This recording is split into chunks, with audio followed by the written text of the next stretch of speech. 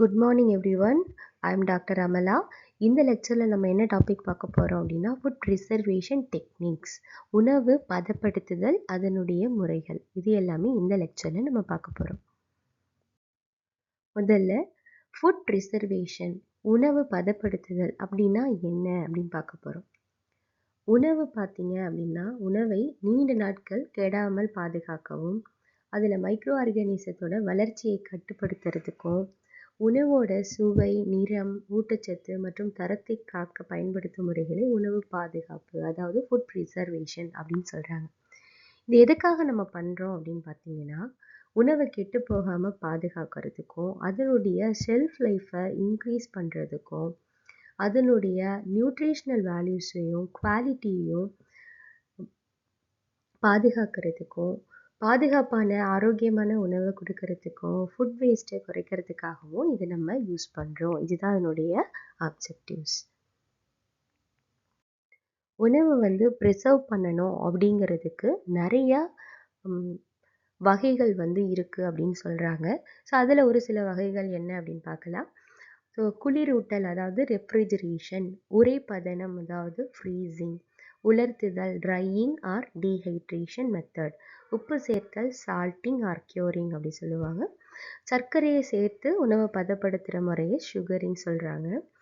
And ஊறுகாய், அதை pickling process அப்படின்னு சொல்கிறாங்க. கேனிங் செஞ்சோம் அப்படின்றது கேனிங் ப்ராசஸ்.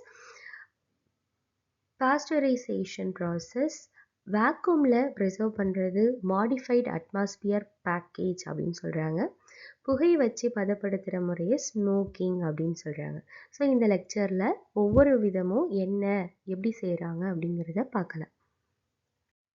உதாரணமாக இப்போ மில்க் இருக்குது அப்படின்னா அதை பாஸ்டரைசேஷன் என்ற ப்ராசஸ் பண்ணி, ஸோ அதை ஒரு ஏசெப்டிக் மேனரில் பேக் பண்ணி செல் பண்ணுறாங்க.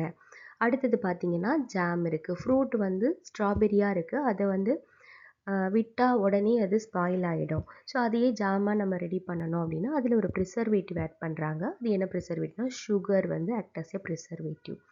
அதுக்கப்புறம் ஊறுகாய் பார்த்திங்க அப்படின்னா அதில் பிக்கிள் ப்ரிப்பரேஷனுக்கு சால்ட், ராக் சால்ட் என்ன பண்ணுறாங்கன்னா அதில் சால்ட்டிங் ப்ராசஸ் இல்லை க்யூரிங் ப்ராசஸ் கொடுத்து ஃபுட்டை ப்ரிசர்வ் பண்ணுறாங்க. அதுக்கப்புறம் வேக்யூம் பேக்கேஜ், ஏசெப்டிக் பேக்கேஜ், அதாவது அதுக்குள்ளே எந்த ஒரு ஆக்சிஜனோட கண்டென்ட்டும் இல்லாமல் அதை வேக்யூம் சீல் பண்ணி எடுக்கிறது வேக்யூம் பேக்கேஜ்ன்றாங்க. அதுக்கப்புறம் பார்த்திங்கன்னா எல்லா உணவும், ரெடிமேடான உணவு, சாப்பாடு எல்லாமே ரெடி பண்ணுறதுக்காக ப்ரிசர்வேஷன். ஸோ நிறையா முறையில் என்ன பண்ணுறாங்கன்னா ஃபுட்டை ப்ரிசர்வ் பண்ணுறாங்க. ஸோ அந்த முறைகளை தான் பார்க்க போகிறோம். நெக்ஸ்ட்டு மெத்தட் பிக்லிங், அதாவது ஊறுகாய் அப்படின்னு தமிழில் சொல்கிறாங்க. ஸோ இதில் என்ன பண்ணுறாங்க அப்படின்னா பிக்லிங்கில் உணவை உப்பு, வினிகர், ஆயில், ஸோ இதிலெல்லாம் சேர்த்து ஊற வச்சு அதோட அசிடிட்டிக் கண்டிஷன் அதில் க்ரியேட் பண்ணிவிட்டு செய்யும்போது அதில் மைக்ரோ ஆர்கானிசம் எதுவும் க்ரோ ஆகாமல் தடுக்கும். இதுதான் பிக்லிங் ஃபுட் ப்ரிசர்வேஷன். அது எப்படி வேலை செய்யுது அப்படின்னு பார்த்தீங்கன்னா, இப்போ வினிகர் போடும்போது அதில் pH குறையும். ஸோ ஆசிட் இன்க்ரீஸ் ஆகும்.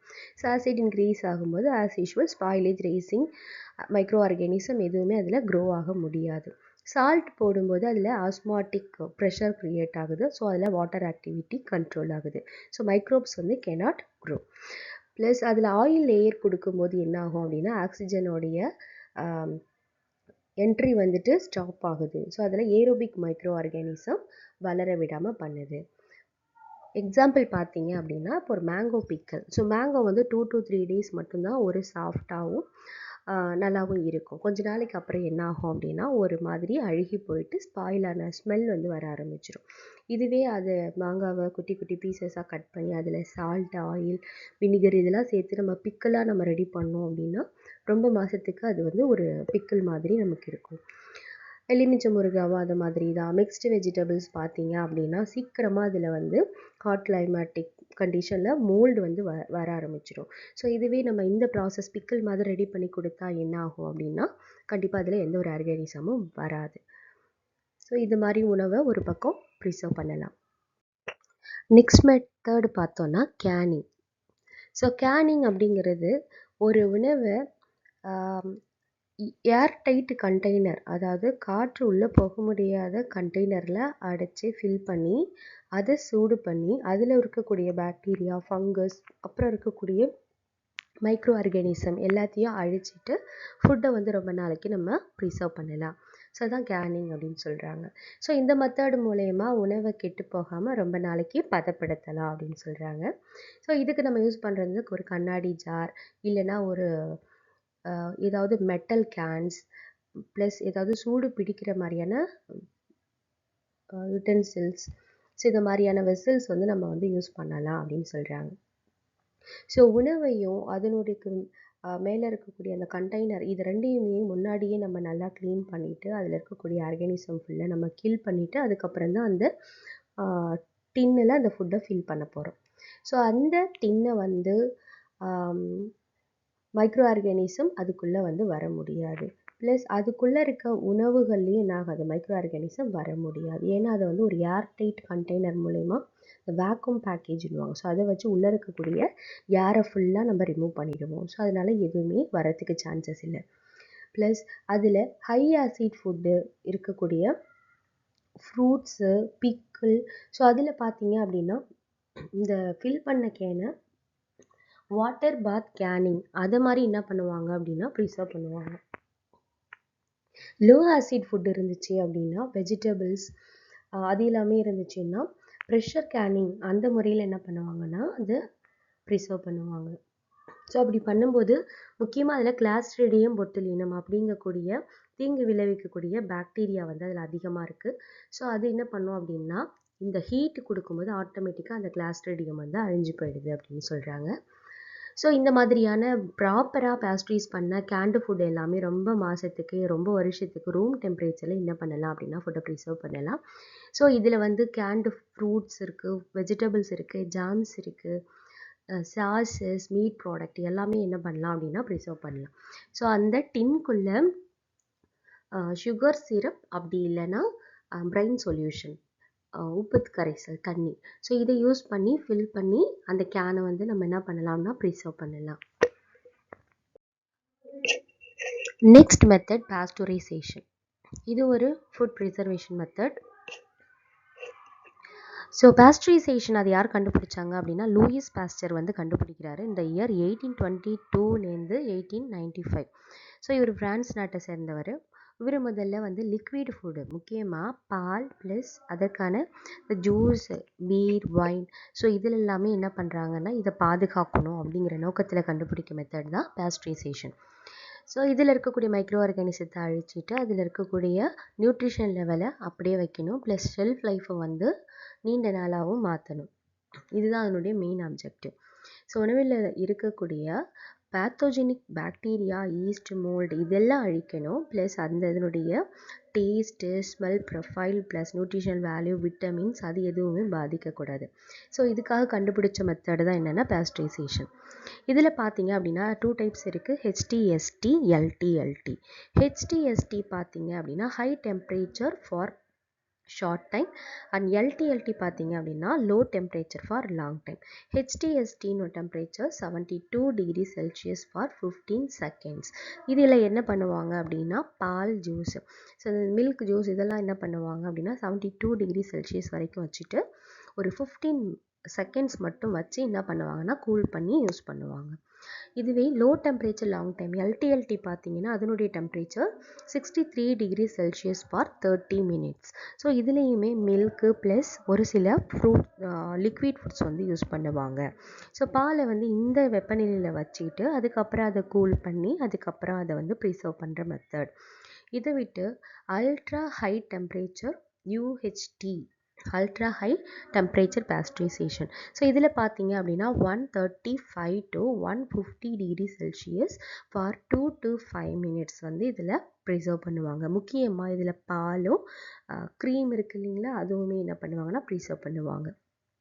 ஸோ இப்படி பண்ணும்போது என்ன ஆகும் அப்படின்னா அதில் இருக்கக்கூடிய பாக்டீரியா ஃபுல்லாக இறந்துட்டு அதனுடைய ஷெல்ஃப் லைஃப்பை நம்ம இன்க்ரீஸ் பண்ணலாம், ப்ளஸ் அதில் இருக்கக்கூடிய டேஸ்ட்டு, நியூட்ரிஷனல் வேல்யூ எல்லாமே என்ன பண்ணலாம் ப்ரிசர்வ் பண்ணலாம். ப்ளஸ் வீட்லேயும் இல்லைனா இண்டஸ்ட்ரீஸ்லேயும் என்ன பண்ணலாம் மில்கை வந்து ரொம்ப நாளைக்கு ப்ரிசர்வ் பண்ணி வைக்கலாம்.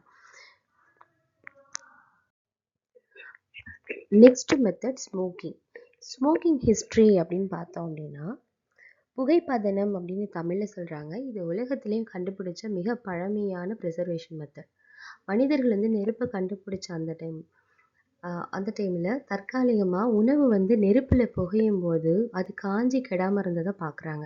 ஸோ பார்க்கும்போது ancient Egypt peoples, Greek peoples, Rome peoples இவங்கெல்லாம் என்ன பண்ணுறாங்கன்னா, ஃபிஷ்ஷு, அப்புறம் இறைச்சி, கறி இதெல்லாம் இருக்கு இல்லையா, அதெல்லாம் வந்து சால்ட் எல்லாம் மிக்ஸ் பண்ணி, ஸோ அது வந்து அந்த புகையில வச்சு செஞ்சு பார்க்குறாங்க. அந்த ஸ்மோக்கில் என்ன ஆகுதுன்னா, ஃபுட்டு வந்து கெடாமல் ரொம்ப நாளைக்கு இருக்குது. ஸோ அதுலேருந்து ஆரிஜின் ஆனது தான் ஸ்மோக்கிங் மெத்தட்.